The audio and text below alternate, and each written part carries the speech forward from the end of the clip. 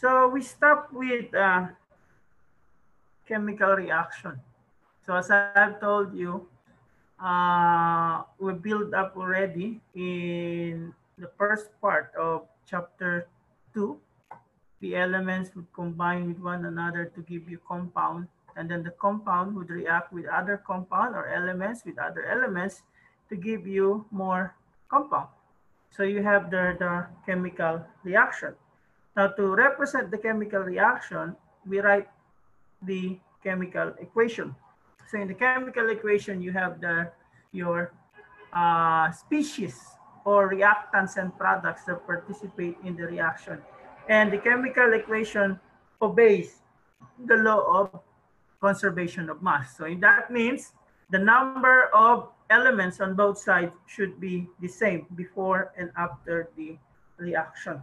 So if we're going to balance chemical equation, what we usually do there is we write the correct formulas for the reactants on the left side and the products on the right side.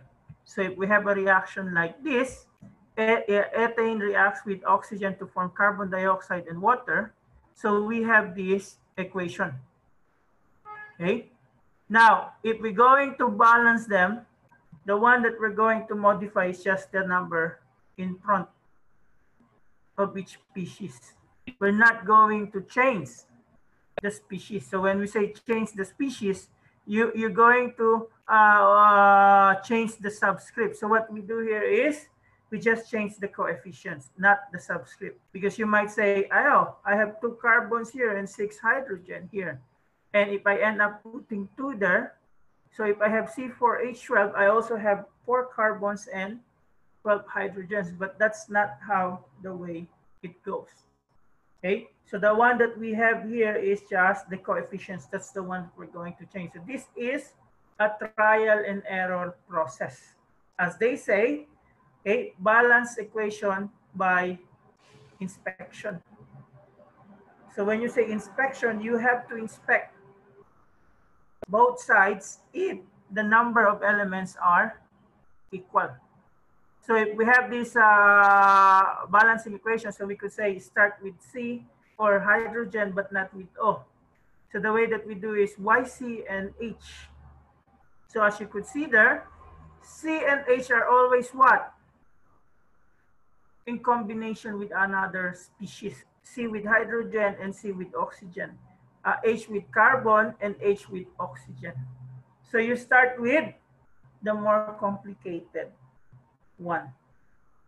Okay, so when you do that, you could see that, oh, I have 2 carbons here, 1 carbon here. So maybe to make both sides 2, you're going to multiply 2, okay, the carbon dioxide.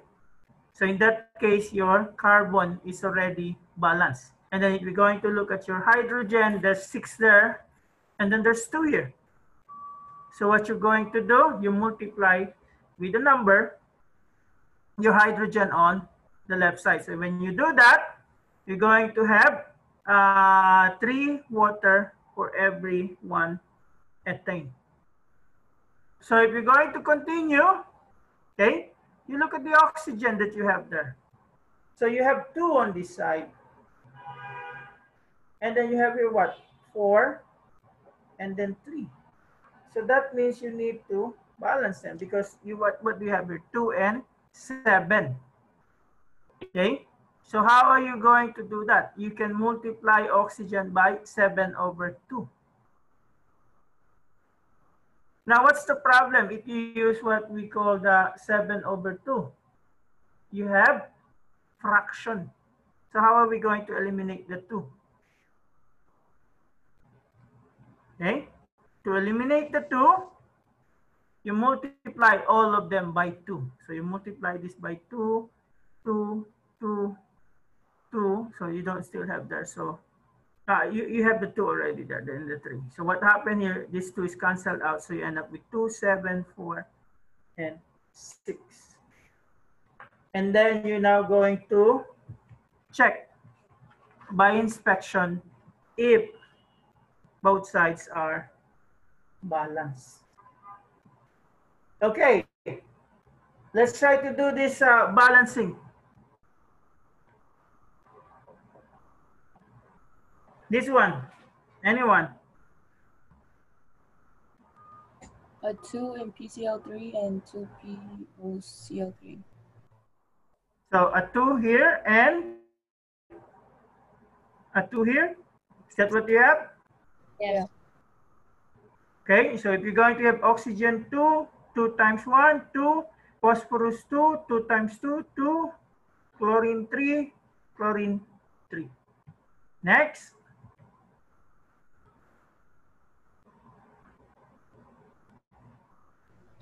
A 6 in NO2. Wait, N2O is 3. Okay, one by one. So here.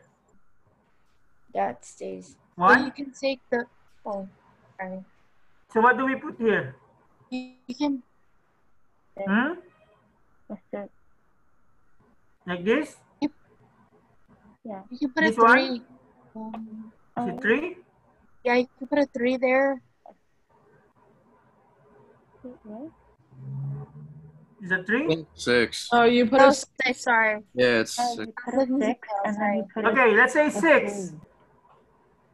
This one. As is? Stays the same. This one. 8. 6. 3. 6. Yeah. Why did I say 6? Because I have here 6 times 2.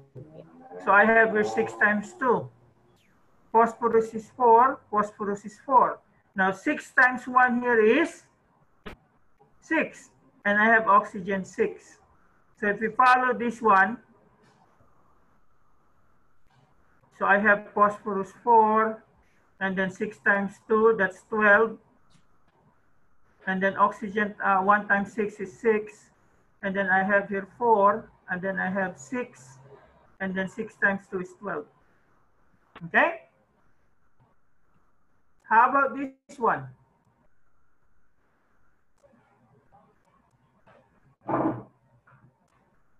So if we're going to follow this one, I have A, SO by 3. S, and O. And then I have a reactant here and product here. So maybe I'll start with the more complicated one, AS and SO. All the way So at the end, you have to put. Can you multiply by 3? SO multiply by 3. Okay, so let's try to do it. We start with AS or S3. Okay, so here, AS is fine. Yeah. S3 here is what we call 3. So maybe we can start here with 3. I'm trying to do it step by step, okay? For the benefit of the other people who are surprised with just giving you the number. So if I put there the S as 3, what will happen? So this one will have now, oxygen will have 3 times 2, that's 6 plus 3 here, that's 9. Right? So that will be true if this is over. Am I right? Yeah. Yes. Now, what will I do? I multiply everything by 2.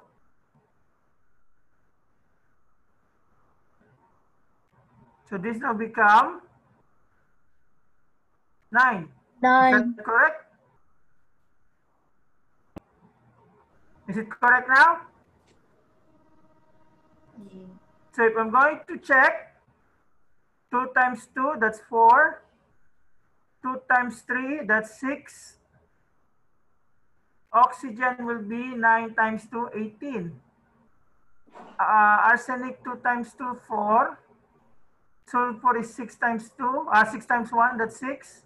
And I have here 2 times 3, that is equals to what? 6 times 12, 6 plus 12? 18. 18, because 6 times 3 is 12. Okay? Will the denominator always be 2 when like it's like an No, what happened is when I make this 3, what will happen before I did this thing here? How many oxygen do I have here when this is 3? So this is 3 times 2, that's 6 plus 3 is 9. So I have 2 here, so the best way that I do is I have 9 over 2. That will give me 9. But as I've told you, you cannot write a fraction. So how are you going to eliminate the 2? You multiply all of them by 2. So you eliminate here the 2.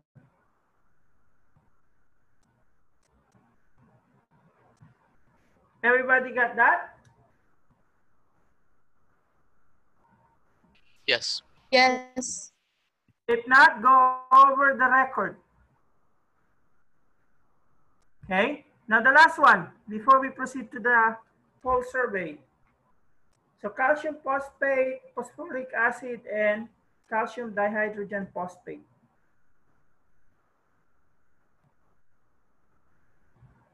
So I would say calcium here 3, calcium 1. So can I just put 3 here? Yes, but do you have to distribute that to the parentheses? No, right? Yeah, but at least I'm just looking at the calcium first. Okay. So what will happen if I'm doing it like this one? So I end up with, I need to have 6 of these.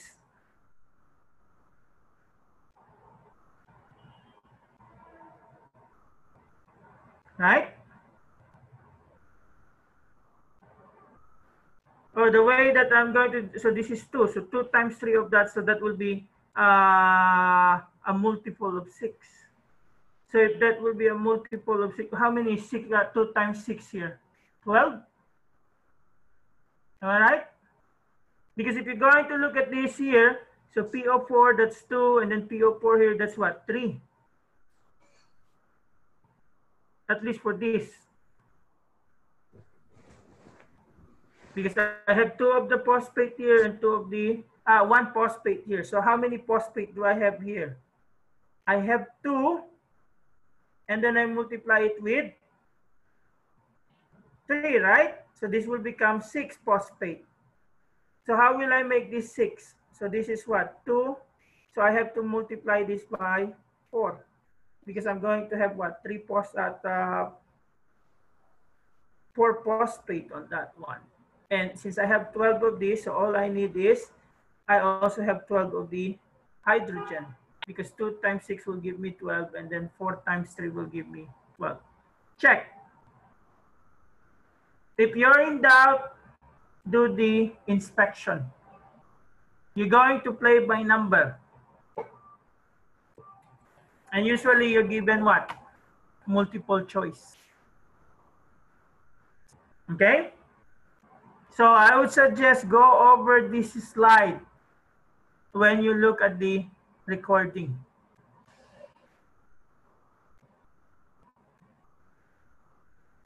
So I'm going to go now to the next chapter.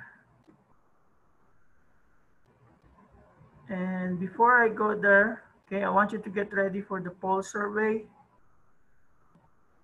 So I'm going to give you here 90 seconds. Starts now.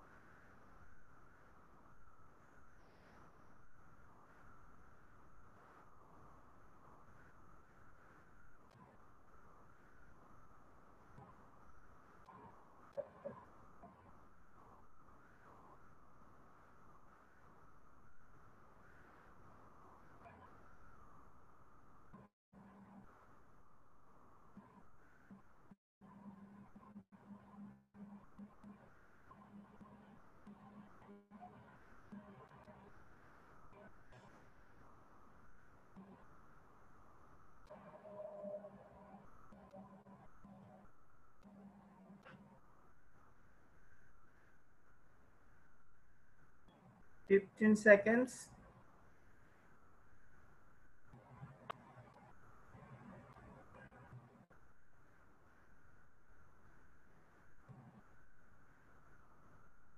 Okay. Time's up.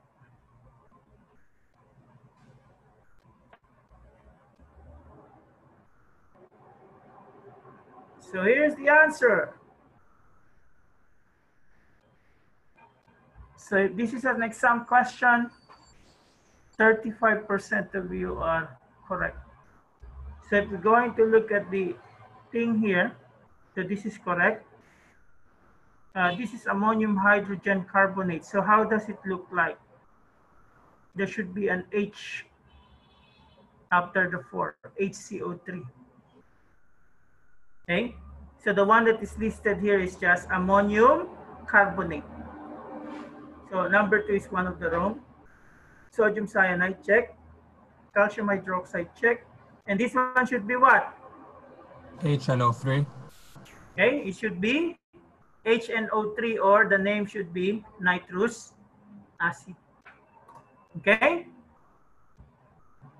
So we're now going to go to chapter 3, or we could say the first real chemistry course.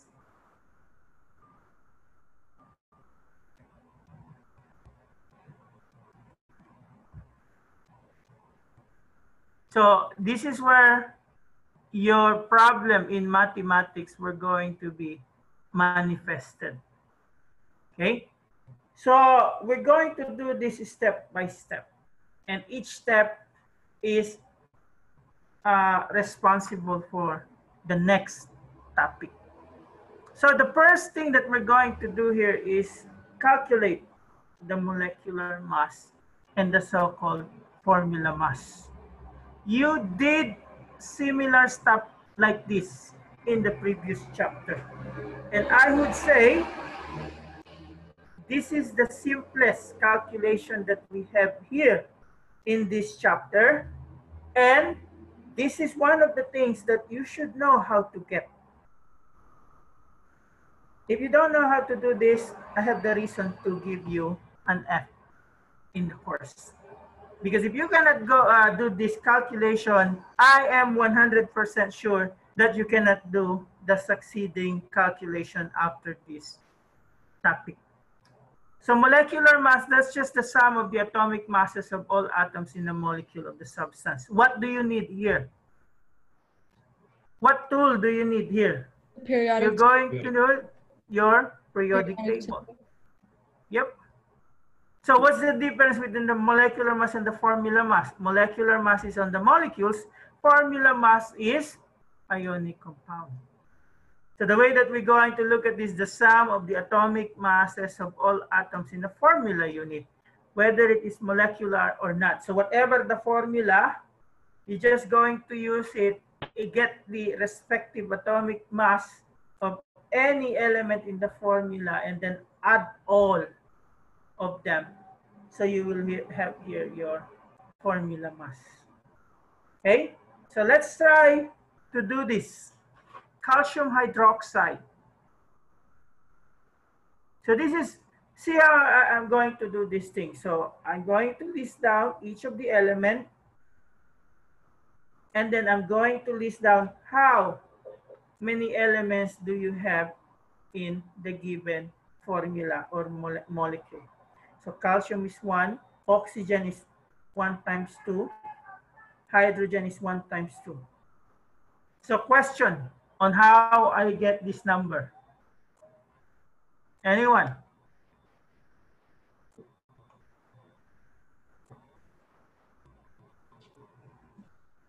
So once you get the contribution of each element in a given formula, you're now going to multiply it with the respective atomic mass. So the way that you're going to do is you're going to need your periodic table. So what's the number that you have here? 40.08. So you have 40.08. And then oxygen would have what? Is it 16? 15.999, yes. Or 15.999? Okay. 999. So, and then hydrogen would be 1.008 or 01, whatever you have there. It's yours. And then you have this 40.08 here, and then this is what? 31.98. And then this is around 2.016. And then all you need to do is add all of them. So you're going to get here around what? 72 or 74? If I'm not mistaken. Or what? I don't have my calculator here. So It's 74.076. 76, or we could just put there like that.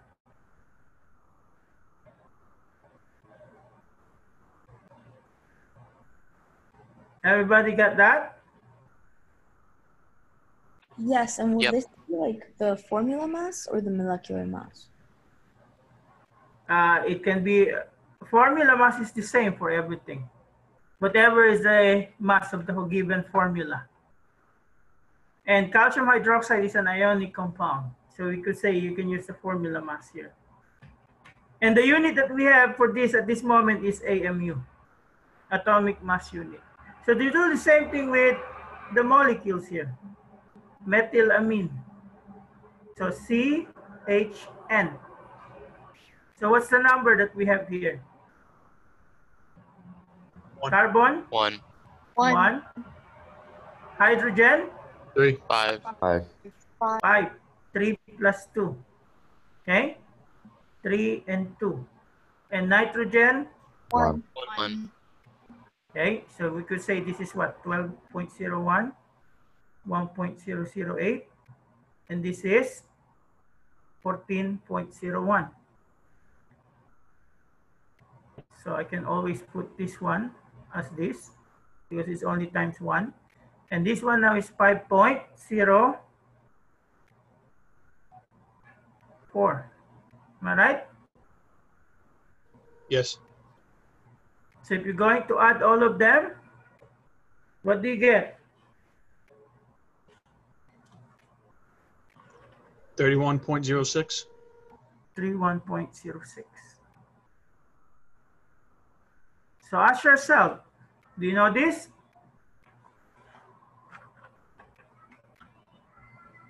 Because I'm going to be straight to you. If you're going to have a hard time here, you're going to have a hard time with the next one. And you cannot proceed to the next one unless you know this one.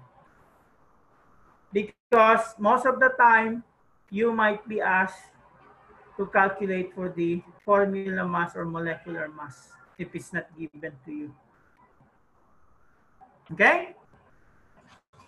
Question?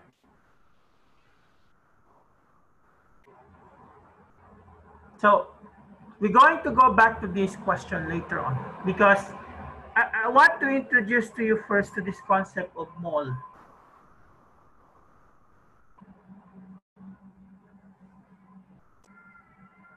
What comes to your mind when you hear the word, hear the words dozen? 12. 12. 12. Okay? The concept of the mole is the same as the concept of the dozen. So whenever you say dozen, there's always a number associated to it. Now, whenever you hear the concept mole, there's also a corresponding number associated to it.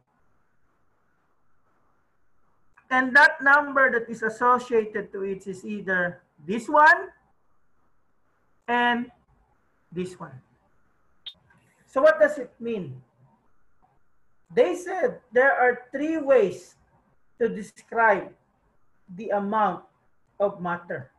And the central concept on that is mole. Okay? And the other 2 are the mass and the number of particles. So what does it mean? When you have 1 mole, that means that is also equals to the mass of an atom or a molecule or a given formula in grams. And if you're given 1 mole, that also pertains to a certain number of particles. These particles can be molecules, atoms, or ions. Okay? So, that means if you have number of moles to go to the number of mass or to get the equivalent mass, you have to multiply it with its respective. So now we introduce the concept molar mass. Okay? So what is molar mass? Molar mass is just the molecular mass and the formula mass. The only difference is you use the unit grams. So remember in our previous introduction, molecular mass and formula mass, we say the unit is AMU. Molar mass is still the same. The only difference is you don't use AMU. You use grams. So let's say 1 mole is equals to the molar mass in grams of a given item. So if you have carbon 12, 1 mole of that is equals to 12 grams.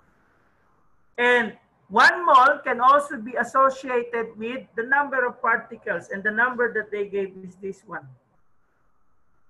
6.022 times 10 to the 23rd. And they said you just multiply it with AN, as in Already. Avogadro's number. Huh? No. Bro, look Okay. at my finger. Every time when I write super fast, my finger just turns red. Quiet, please. Please unmute yourself. Unmute yourself, okay? I have to freshen it down a lot. You know the song, you know the Excuse song me. Karma with Oroko in it? I believe I've heard of it, but I don't know the artist per se. Can you turn your mic off? Please turn off the mic, okay? Okay, so let's continue on that. So this is the thing that you need to know. Whenever you have the number of moles, you should be able to get the mass, the corresponding mass of that. And how do you do it? You multiply it with the molar mass. How do you get the molar mass? The same thing that you get your molecular mass and formula mass.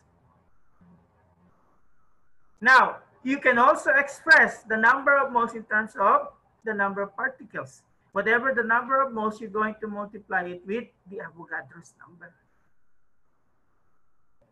And we can do it vice versa. If you're given the mass, you can also determine the number of moles. What do we do? You're given the mass, you multiply it with 1 over molar mass. Or divide it with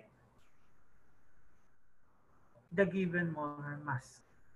Now, the number of the particle on the other hand, if you're given it and you try to express it in terms of moles, okay, you just divide it with the Avogadro's number or multiply it with 1 over the Avogadro's number. What does Analyze stand for? the smaller mass. Molar mass? Yep.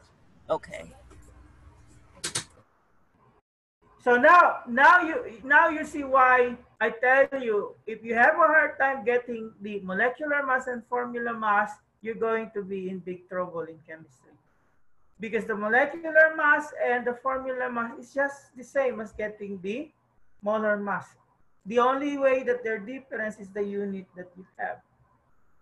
Okay? The molar mass you always have in terms of grams. The one that we have before is in terms of AMU. Okay? So let's try to solve problem. So as I've told you here, molar mass, that's the mass of 1 mole of a substance. And if you have a carbon 12, it has a molar mass of 12 grams or 12 grams per mole. So let's try to solve this. A sample of nitric acid contains 0.253 moles of nitric acid. So how many grams is this? So what's the first thing for you to do? You're given here the moles, and you need to go to grams, or we could say mass. Do we multiply by 12? Is it by 12? What's the first thing that we need to do here? Find the molar mass. So we have to multiply it with the molar mass, the mm. So that means we need to find the molar mass first of HNO2. So now you see how important the molecular mass and the formula mass is. So you have H, N, and O. And then what do you have? 1, 1, 3. So can I just do it like 1.08 here, 14.01, and in my periodic table, my oxygen is 16. So I have a 1.008 here, 14.01, and 16, 16, 16. I get a 48. And if I add them together, I have what? 63.018. Or I could just round it up to 63.02. And what will I do with this? So I can put there the 0.253 moles, and then look at how I assign the unit. 63.02 grams over 1 mole. 1 mole. Okay, so I can cancel the mole here, so I end up with a unit of gram. What's my answer? 15.94. Okay, so 15 point, I just use 15.9. Why? Because I only have 3 significant figures here. These one are what? From chapter 1. What do we call this? I have a question. If we're adding all the components of the compound, why isn't it 63.09 grams? When you it's 1.008. Yeah, 1.008. 008. Oh, no, it's another 0. I apologize. Yeah. Okay. So this is 15.9. So that's the answer there. Question. So this is still the simple one. Now let's go back to the previous question that we have here. So what is the mass in grams of a nitric acid molecules? So you're now being asked, how heavy is one molecule of nitric acid? Okay, so we know it has what? 63.02 grams, right, per mole.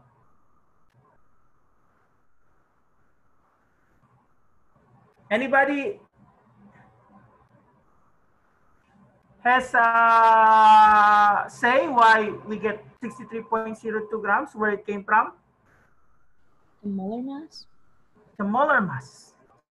Now we also know, okay, so if we have 63.02 grams per mole, that in 1 mole, we have how many molecules? 6.022 times 10 to the 23rd. Okay, so in 1 mole, we also have 6.02 times 10 to the 23rd molecules. So what we're going to do, we cancel the moles. Is the unit that we have here the one that we're looking for? Is that the mass in grams already for a nitric acid molecule? Is that the unit that we have? Yes. Yes. So all you need to do is do the operation. So 63.02 divided by 6.02 exponent 23. So I have here, okay, around what?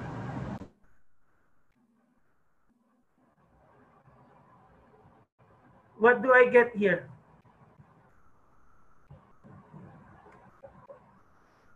If I do the operation, what do I get here? 1 point. Can I just maybe put times 10 to the, anyone? 24.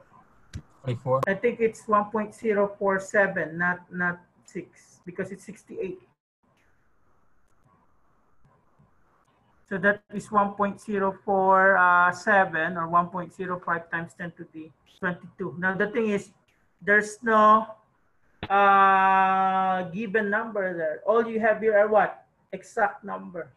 So you can do it like that, or we could say 1.05 times 10 to the negative 22 grams per nitric acid molecule.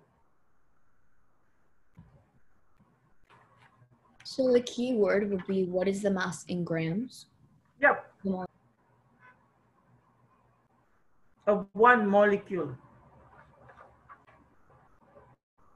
Why would it be negative 22? Because you have a small number here that you are divided by a big number. You're dividing it by 10 to the 23rd. Okay?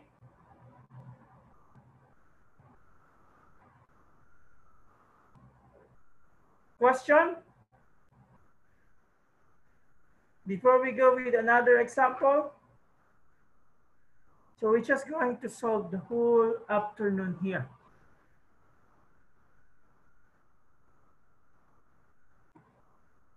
So grams per mole is like saying AMU in a sense. It's grams per molecule. Now, the negative here doesn't mean the value is negative. That means you have it like this. A lot of zero, maybe 21 zero before you have the 1. Does make sense? Professor, I don't understand where you get the 6.02 molecules thing. That is what? Anyone can answer that question? Where did I get this number? Avogadro's number. It's the Avogadro's number. For every 1 mole of the item, that's the number of item that you have.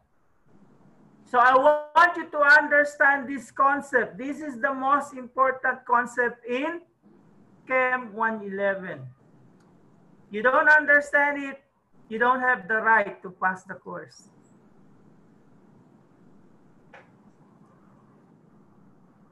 You will have questions like this in the exam and in the final exam.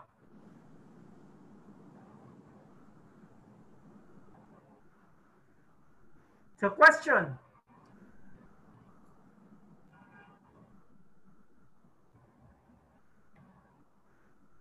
So this thing here, that's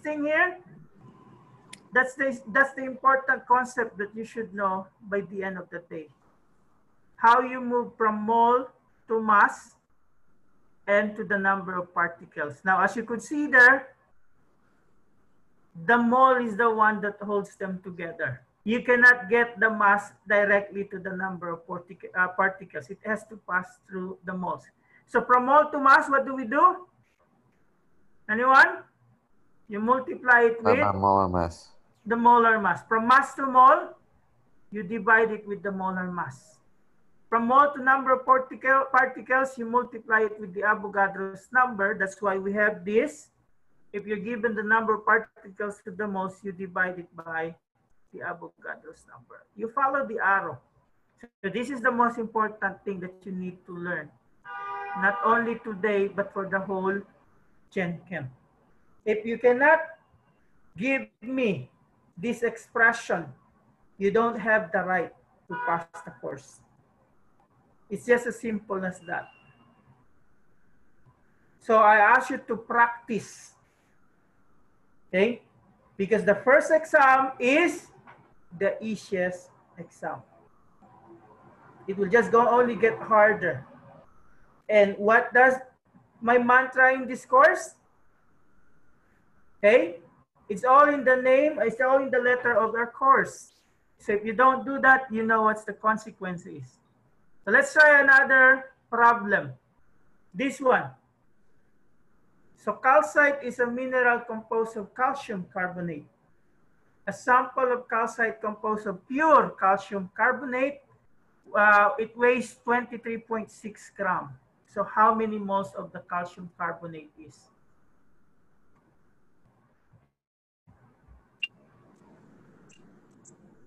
So you go back to the triangle that we have there. So where is the one given here?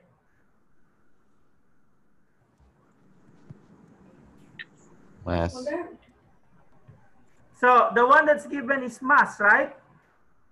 And you need to go to Moles. moles. So now you see how helpful that thing that I wrote there?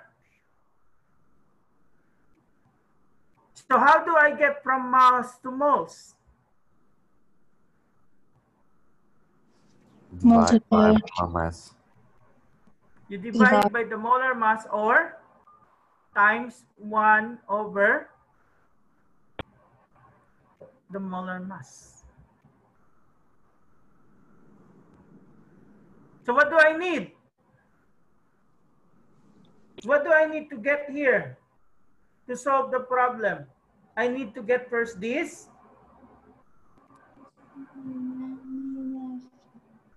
The molar mass of the calcium carbonate. So calcium, carbon, oxygen. So what do we have? How many carbon? 1. 1. 1. Calcium 1, carbon 1, Three. this is 3. Okay. And then you're going to multiply them with the respective atomic mass, which you can find in your periodic where can table. I find periodic table? So please listen. Okay. Because I don't want to question, how did I get this? How did I get that? Because if you have questions like that, either you're not listening, which is not good for me, okay? Or you don't understand, which I can still help. So if I have that, I get all of this value in the periodic table, I get this number from a given formula. So I just add everything there. So multiply 1 and then 12.01 and then I have 48. And then when I add them together, this will give me what, around 100.09 and the unit is grams per mole. That is my molar mass. And then once I have that, I can put the 23.6 Where did I get the 23.6? The Anyone? grams given. The grams given. Given. Calcium carbonate. The mass given. Okay? So, remember I told you dimensional analysis. So all I need is the mole. So that means I have 1 mole here. And for every 1 mole, I have 100.09 grams. And what's the unit that can be canceled? The grams, leaving me with the unit of mole. And what is that?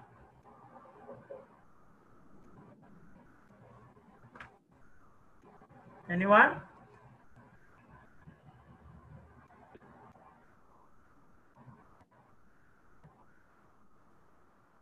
.24.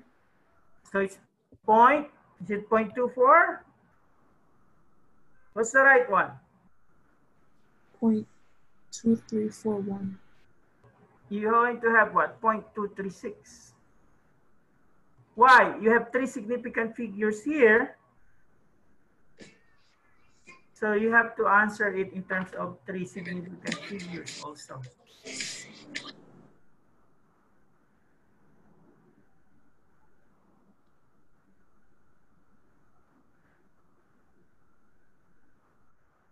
Analyze.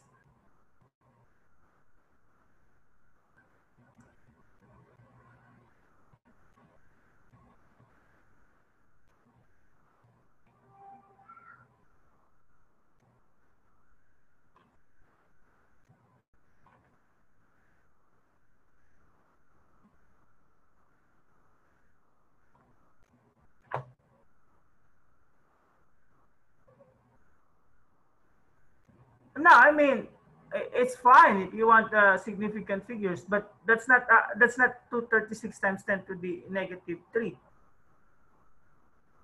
You only use significant figures if it's too small or too big, but 0.236 is neither of them.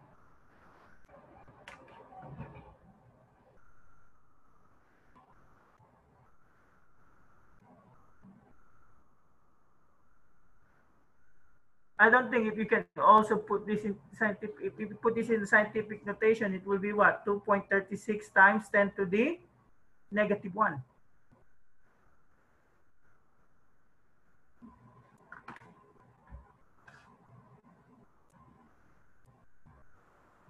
That's the equivalent.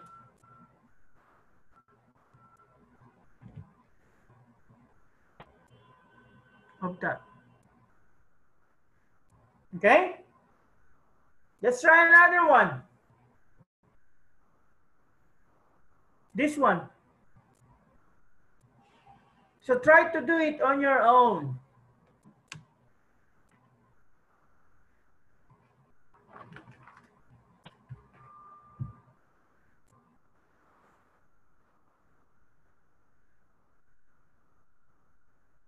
So what is given and what is the one that you need? So what is given? The mass. Is the, okay, so the mass is the one given. And the one that's being asked is? The moles. The moles. Remember, the one that I asked you earlier, it's just moles, the mass, and the number of particles. So once you determine it right away, you can put some sort of a pathway or a map. So what we have so far now is one-step calculation.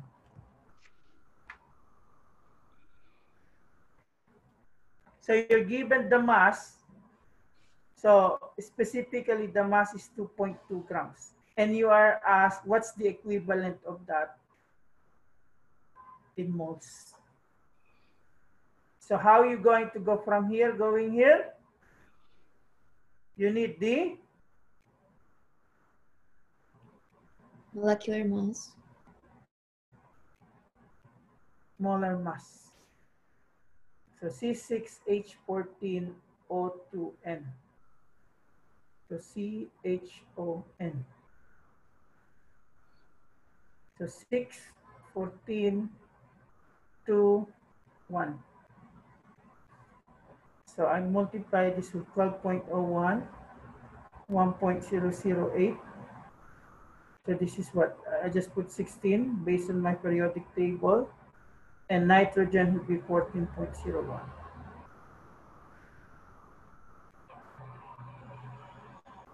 So to those who still don't have any idea what I'm doing, okay, I got this number from the given formula, and I got this number from the periodic table corresponding to a given element.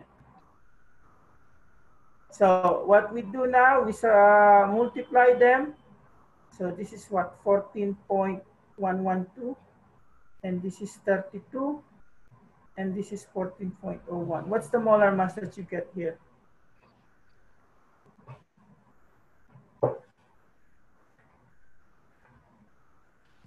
$132.21.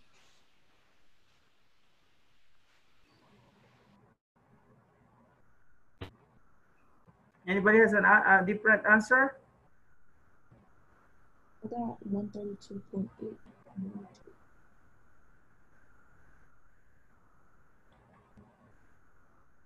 I got 182 instead of 21. Yeah.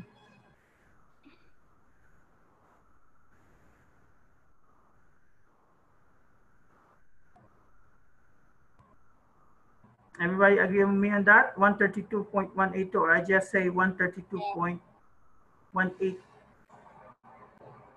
Now I'm not done yet. This is just the molar mass. So what I need to do is I'm going to use it in the calculation. So I have 2.2 grams. So I multiply it in 1 mole of my leucine. I have 132.18 grams. So if you're going to look at the units, the grams canceled out, giving you the moles. And this is equals to what? 0.1016. Point 0. You get 16 or 17? Because I think if you're going to do the operation, it's 1.66. 0.017. Yeah. 43, right? Times 10 to the negative 2, if I'm not mistaken. Yeah. So what we do is we round it up. So this is 0.017. Why did I use the amount 0.017? Because I only have how many significant figures in the given? 2. 2. 2. So I have to express the final answer in 2 significant figures. Analyze. Because right now it's all one step. So the next thing that I'm going to do will be 2 steps.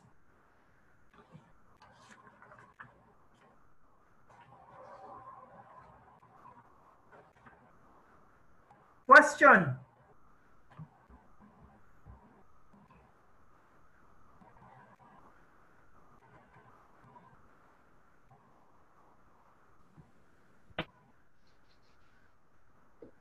Can you put the answer in scientific notation instead? Well, you're going to have your 1.7 times 10 to the negative 2. Yeah, if we put that, is that okay? Now remember, when you do the, what we call the quiz, try to see which is the easier one. How are you going to put this one, or how do you going to type this number? So just leave it in decimal form, not in scientific notation? As much as possible. I mean, why make it hard if you could just express it as 0.017, unless it is really a small or a big number? Anyway, you have a dry run if you have a question like this in the online quiz assignment that you have. Okay. Thank you, Professor. If it's so big, that's the time you do the exponent. But if it's just like that one, I think just write it as it is. So, as I told you earlier, everything is one step. Now, what if we have 2 steps? Like this problem. The daily requirement of chromium in a human diet is 1.0 times 10 to the negative 6 grams. How many atoms of chromium does this represent?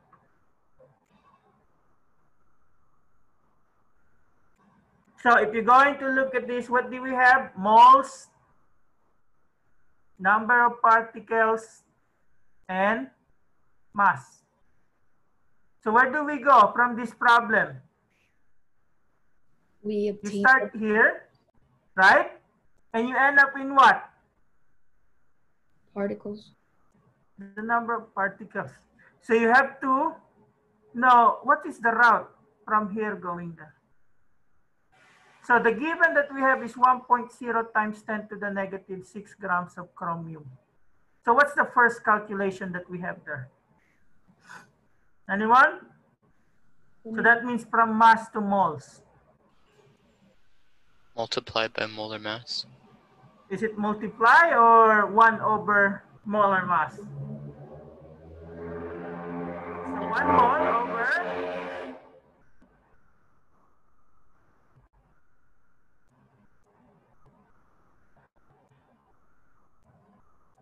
remember, it is mass to moles. So that means times 1 over the molar mass or divided by molar mass. Is that the known molar mass of chromium? Please look at the periodic table for confirmation.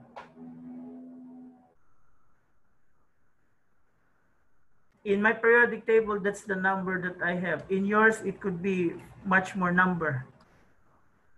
There must be a number after 6. So everyone know where 51.996 came from? Yes. Okay. So look at how it arranged. So if I do the calculation, I have what? Moles, which is in this case, this part. Now what's the next set of calculations that I have? Anyone? Multiply by Avogadro's number. Okay, so multiply by Avogadro's number. So 6.022 times 10 to the 23 atoms. And that's what you have for every moles of chromium.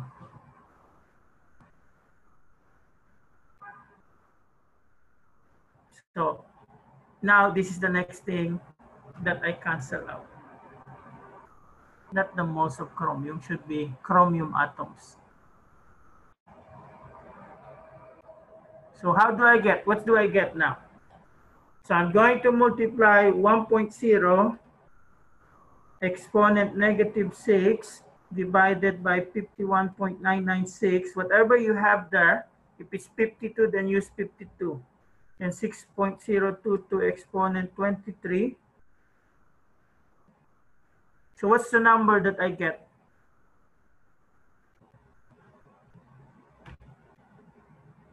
Anyone?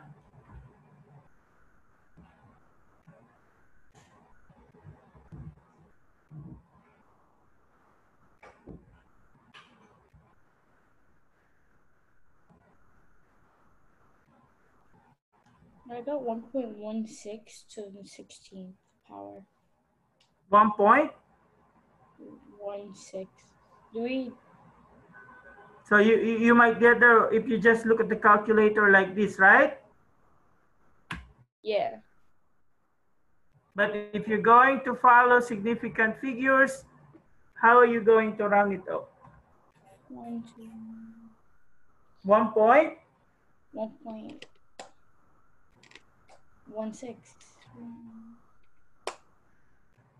1.2. Why? Because look at the given.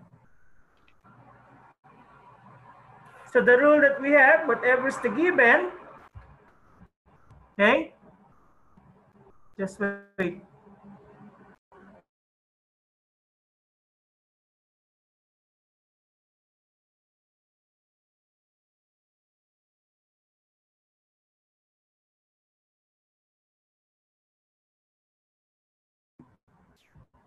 So you're able to get it?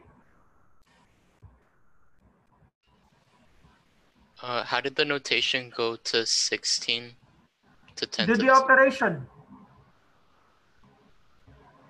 You have to do the operation. Okay. Is it because of the -6? 1.0 times 10 to the -6. That's the starting one.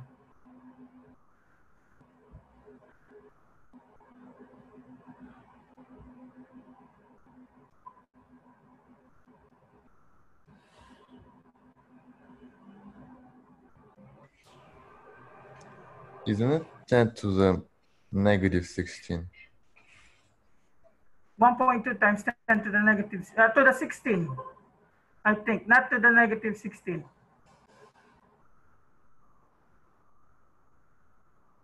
Because I have a 23, and then I add it with -6, so I have what? Wait, 17. -23?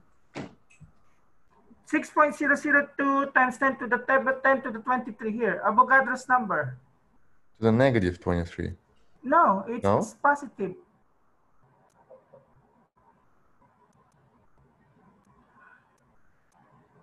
Sorry. You cannot have a 0.00 to the -23 atoms.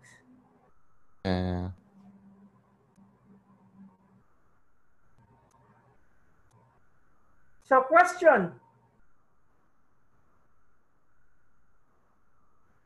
Before we go to the next one. So the next one is another concept. So what you're going to do is at least know this fundamental relationship. 3 ways of expressing the amount of matter. Because the next thing that we're going to do is percentage composition.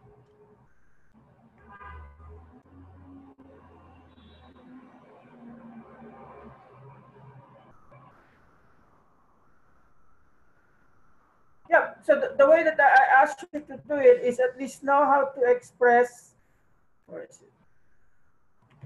This one. So you're given the mass and you need the number of particles. I told you there's no shortcut. You have to pass through the moles.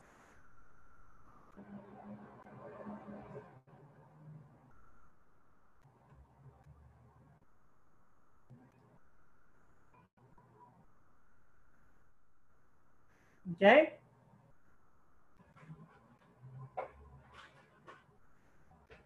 So let's try another calculation wherein the concept of the molar mass will still be useful. So the percentage composition. So percentage composition is just getting how much of each element contribute to a given compound. So you have here lead chromate is used as a paint pigment.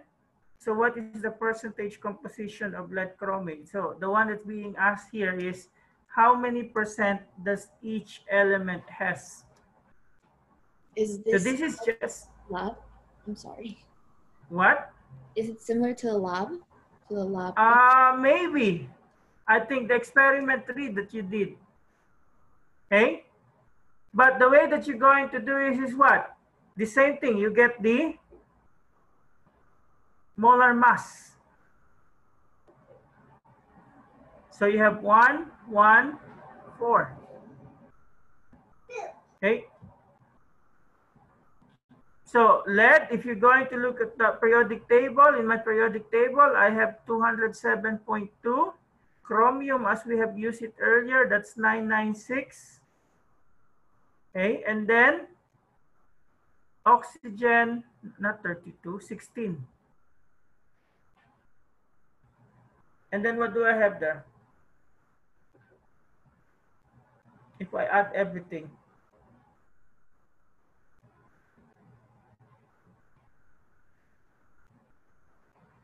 I think the last is 196. 323. 323. So I can round it up to 323.2. And what will I do now? Okay. So you might say a shortcut here. So 16, 16, the 64, right? So that's the one that gives me the 323.196. So what will I do? I'm going to divide each of them with the total mass that you have. Maybe I just use 20. Maybe just to make sure you get this.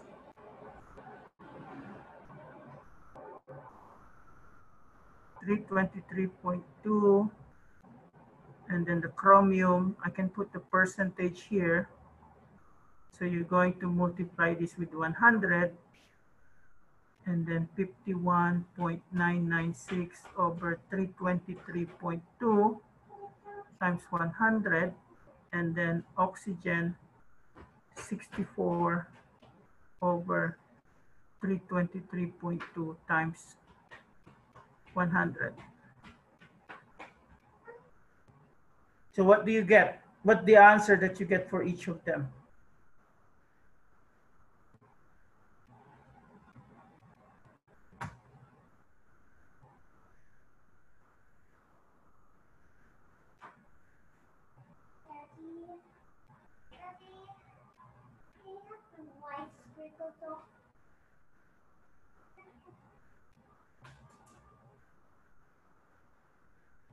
So how many percent lead? 64.1. How much? 60? 64.1. Okay. The next one?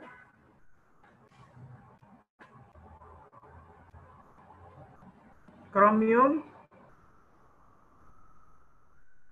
16.1 or 16.08.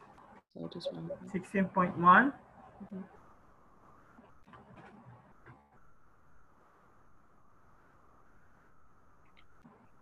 19.8. So we could say percent there. And when we add them together, what's the answer? 100%. Okay, so when you add them together, 100%. Analyze.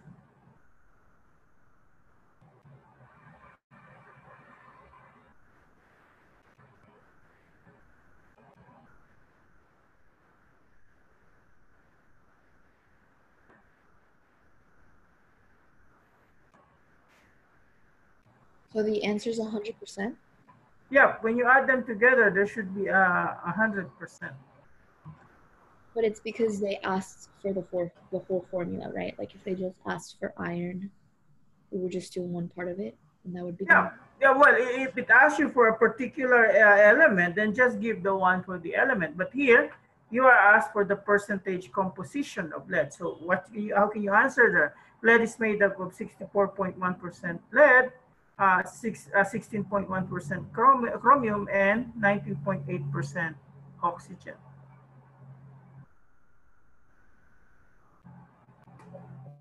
Now let's try to have another one. How are you going to solve this problem? So I'm going to give you 2 minutes to try to solve that.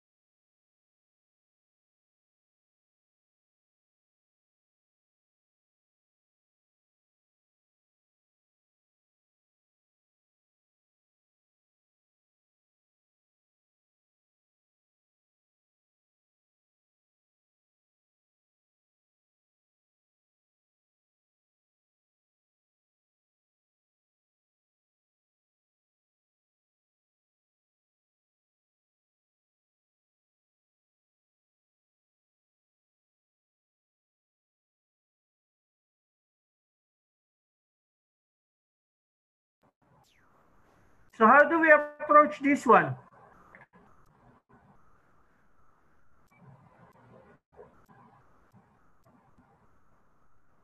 So you're given there the formula of sugar, C12H22O11, and you are asked how many grams of carbon are in 68.1 grams of sugar.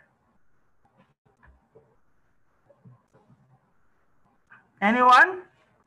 Any suggestion? What's the first thing we're going to do? Find the molar mass. Find the molar mass. So we're going to lie down, list down here, CHO. Okay, and then we're going to put there the number of atoms. Each contribute. And then 12 times, the 12 also.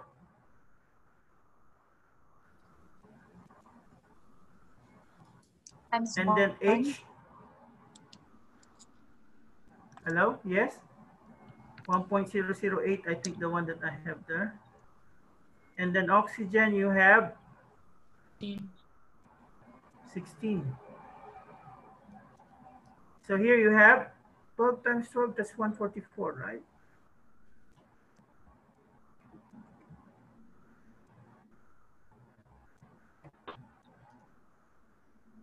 And this is 22.176.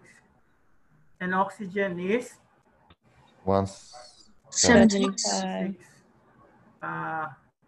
0. So if you open it, what's the overall mass? 342. 96. 342.296. So I can just round it up to 342 point maybe 30. Right? So how are we going to approach this problem? So the one that's being asked is, if I have this amount of sucrose, how many carbons do you have? By carbon. Yes? You could find the percent of carbon out of all of the 342. Okay, and then so times up with 58.1. Yep. So all I can do is, I have the given, right?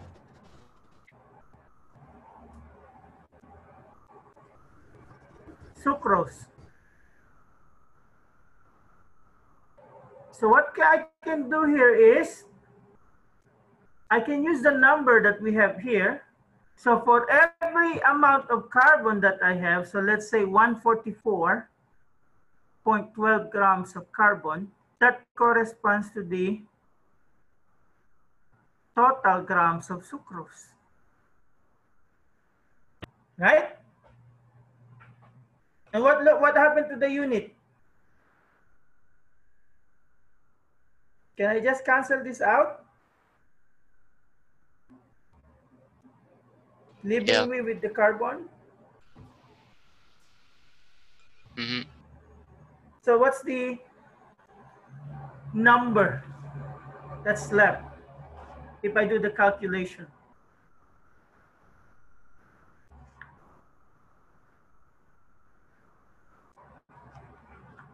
Yes, 28.67. Okay, I have there 28.7.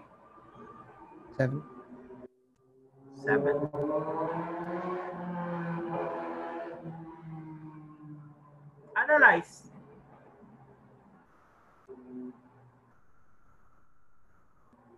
I can just use the ratio that I have there for every sucrose, how much carbon's contribution to it. So I can use that same ratio and then I multiply it with the total amount of the sucrose. And it will give me the amount of carbon that I have.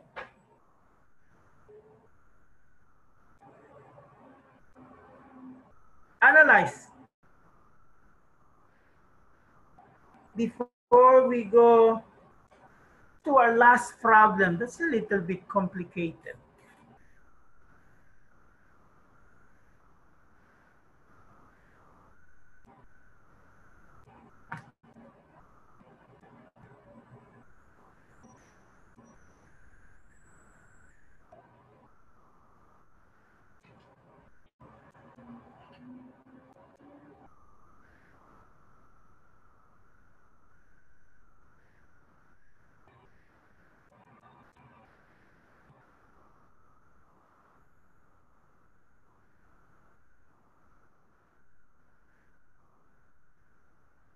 So let's look at the, I think the last item that we have.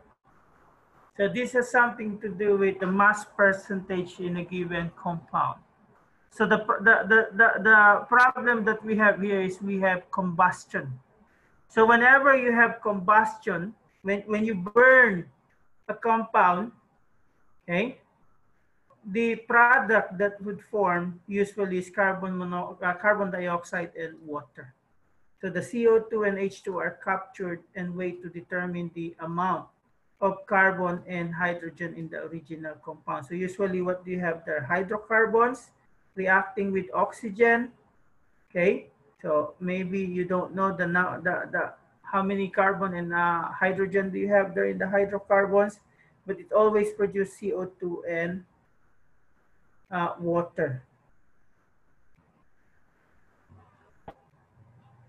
Okay, so we're going to have a problem like that. So here is that problem. So you have a benzene, that's a liquid compound composed of carbon and hydrogen. So if you have a sample of benzene weighing 342 milligrams, you burn it in oxygen, it forms 56 milligrams of CO2. So what is the percentage composition of benzene? So you have it like this, your hydrocarbon, we could just say CXHY, and then you react it with oxygen. So I put here the amount, so you have 342 milligrams of it, and then you produce CO2 and water. So the amount that produced there is this one. Now you are asked, what's the composition of the material? So how are we going to solve this problem?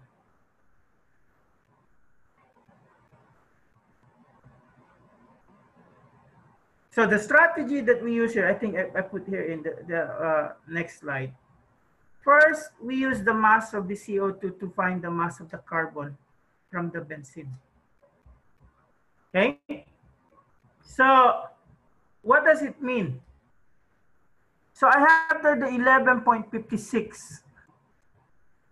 So I'm going to use that to find how much carbon do I have here. Okay? So I may say, what's the corresponding grams of this one here? 1.156 grams of CO2, right? And then, what will I do? What will I do here? I need to convert them into moles. So I need to get the molar mass of CO2.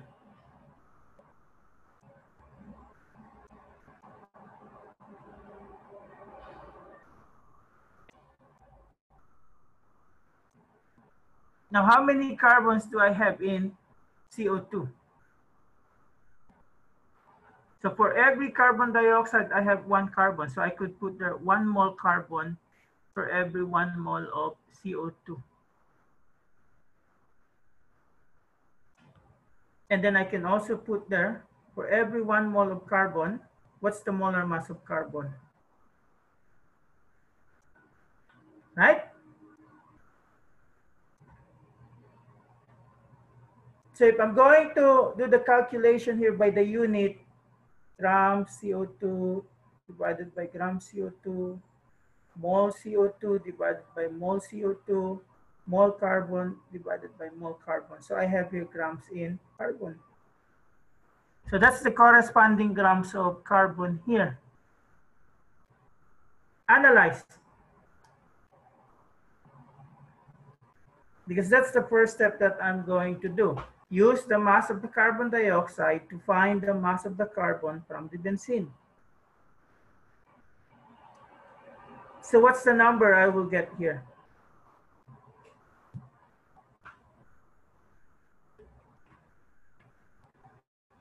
.156 divided 44.01.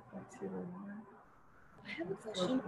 Why is it 1.156 and then the other one is 1? I convert these to grams. Oh, okay, thank you.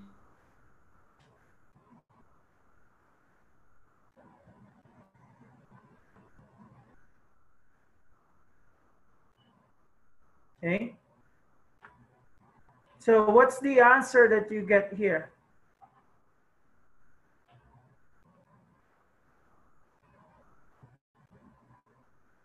So 0.3154. So if I'm going to convert that to milligrams, that is equivalent to what? 315.4 milligrams. Am I right? Or maybe it's not 4. It should be 5, right? Because it's 46, if I'm not mistaken. So you have to round it up. So I just put the 5 there.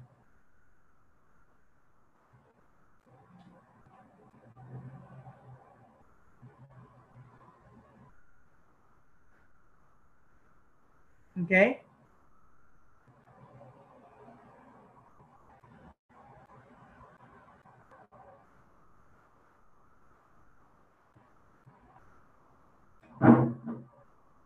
So what does this mean? So that is the contribution of your carbon. So we can now get the second part step there. Use the mass of benzene and the mass of the carbon to find the mass of the hydrogen. And then after that, use these two masses to find the percentage composition. So if we're going to do that, 342 minus 315.5.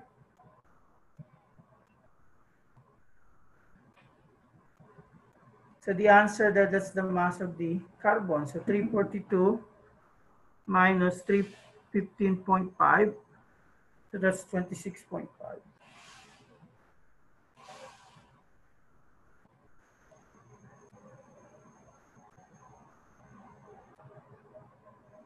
So what do we do now?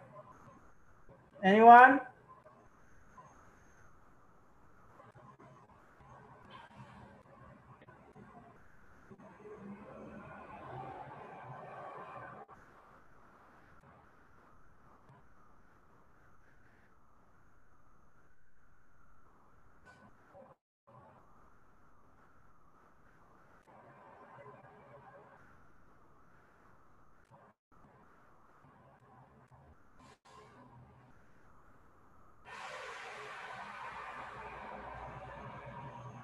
So how are we going to get the percentage here? So you have 315.5 divided by 342 times 100. That's your percentage carbon. And then you have 26.5 divided by 342 times 100. That's your percentage hydrogen. So what's the answer that you get there?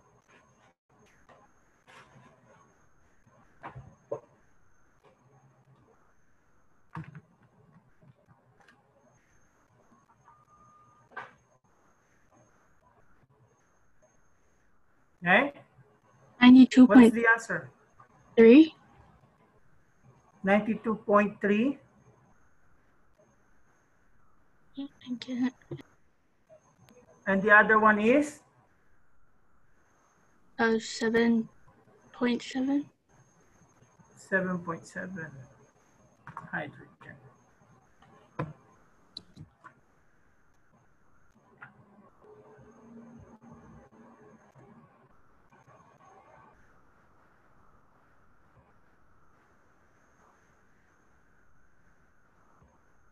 Okay. So question.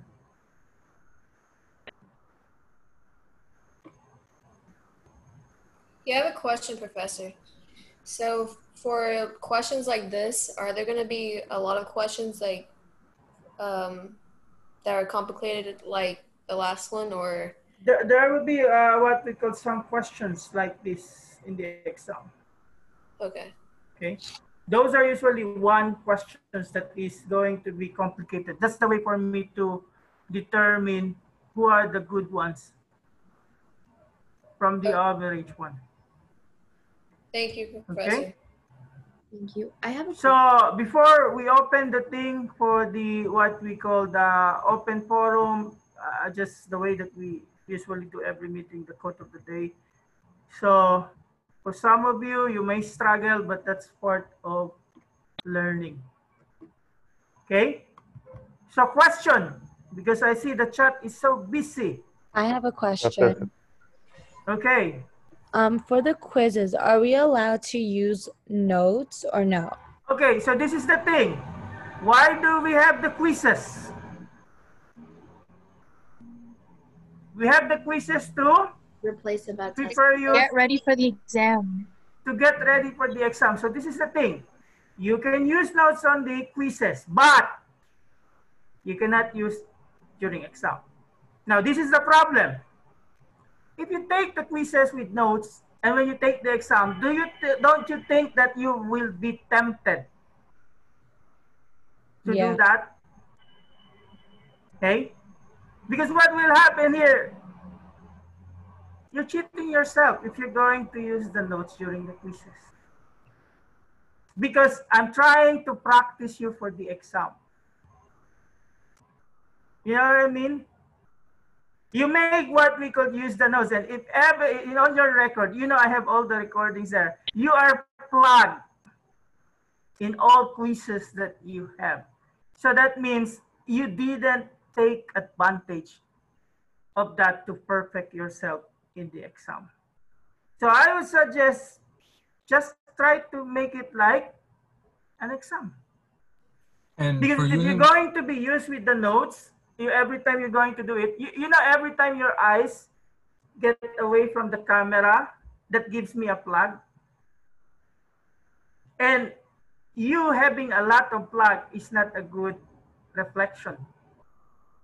The only time I want the plug to have is during the calculation part, because you really need to do some calculation.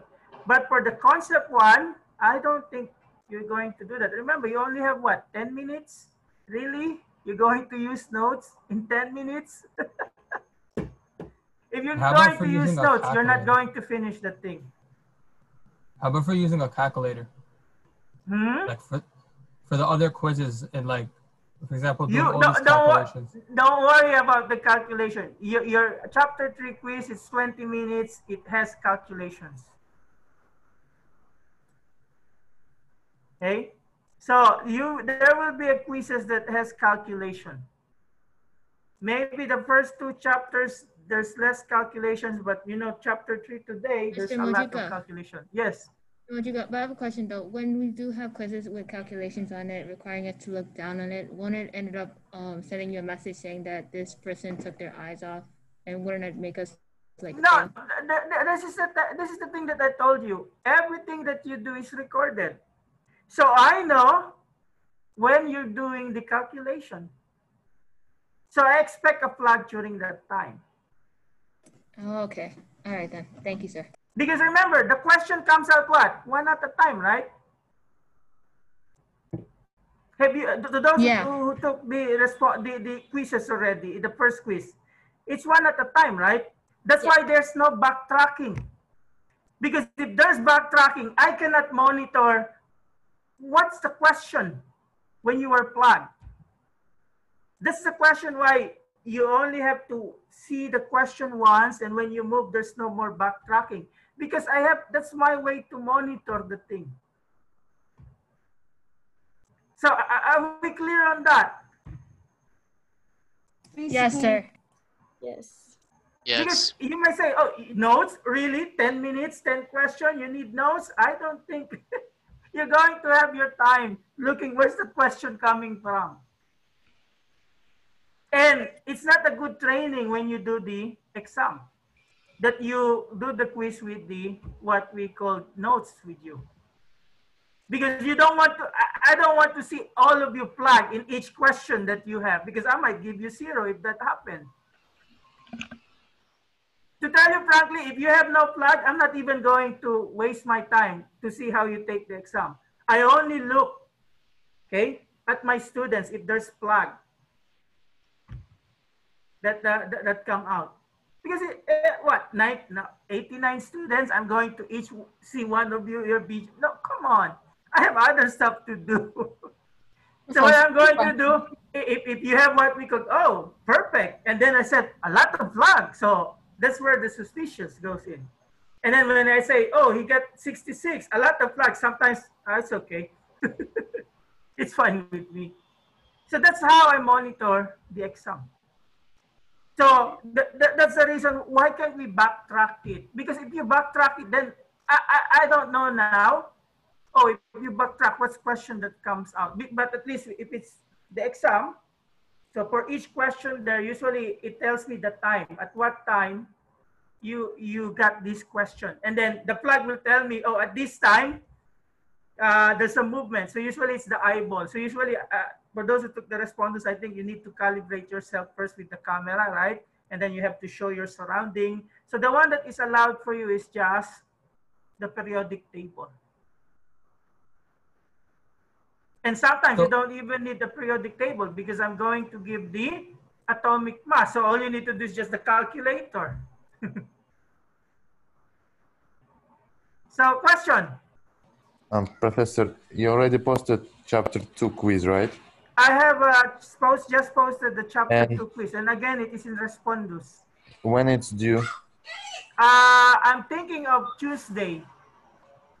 Okay, thanks.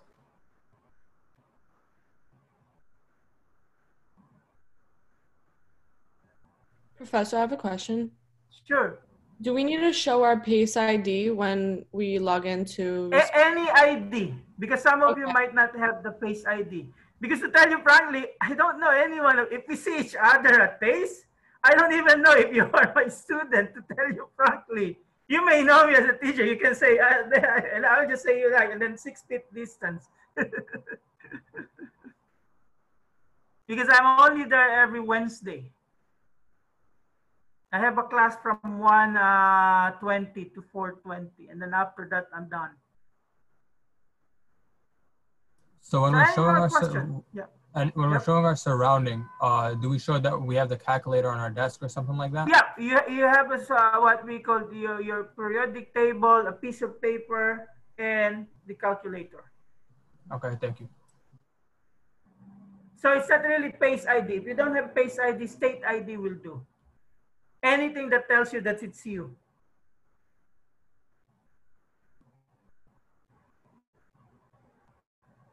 It's okay if it's just a quiz, but in the exam, you have to show it's you. And usually, if it's already what we call, you're taking it, so what will I do?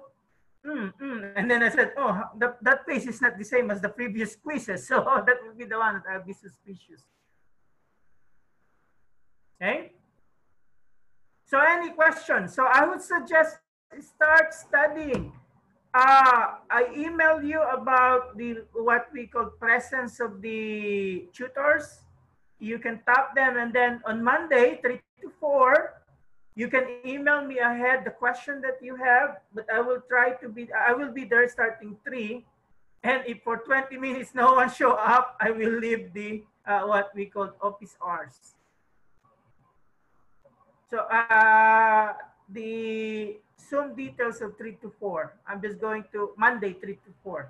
So usually it's if you have any question and you need to meet me, so instead of meeting personal what we call office hours, so we can use that as an office hour. So I would suggest have yourself a question when you attend that. Don't go there because you expect other students will ask question. Okay? So any more question? So you have 2 more weeks before your first taste of exam. Any more? Before we call it a week? I was about to say, Mr. Majika, I have to go to another class. Okay. Because we're already way over. So if none, stay safe